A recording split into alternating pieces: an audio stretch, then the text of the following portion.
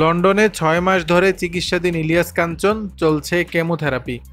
ভালো নেই জনপ্রিয় চিত্রনায়ক এবং নিরাপদ সড়ক চাই আন্দোলনের প্রতিষ্ঠাতা ইলিয়াস কাঞ্চন। বর্তমানে লন্ডনে ব্রেন টিউমারের চিকিৎসা নিচ্ছেন।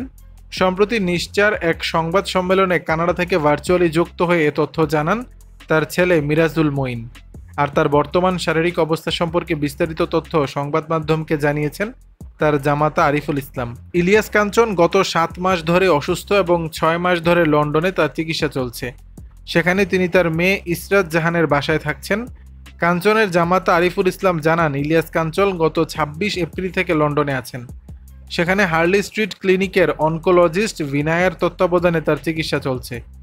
গত ৫ আগস্ট লন্ডনের উইলিংটন হাসপাতালে অধ্যাপক ডিমিট্রিয়াসের নেতৃত্বে তার মস্তিষ্কে একটি সফল অস্ত্রোপচার করা হয়। টিউমারের কিছু অংশ ইতিমধ্যে অপসারণ করা হয়। পুরো টিউমার অপসারণ করা হলে জীবনহানিসহ প্যারালাইজড হয়ে চলনশক্তি ও কথা বলার ক্ষমতা হারিয়ে ফেলার ঝুঁকি ছিল বলে ডাক্তাররা জানিয়েছেন। তাই চিকিৎসকদের পরামর্শে টিউমারের কিছু অংশ অপসারণ করা হয়।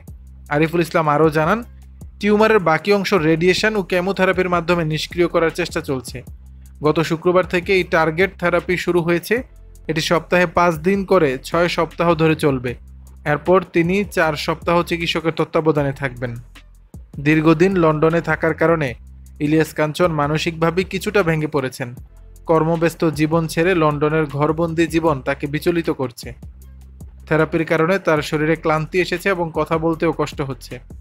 তাই চিকিৎসকরা তাকে ফোনে কথা বলতে নিষেধ করেছেন বলেও জানান আরিফুল ইসলাম। দর্শক, বিষয়টি নিয়ে আপনাদের মতামত জানাবেন নিচের কমেন্ট বক্সে।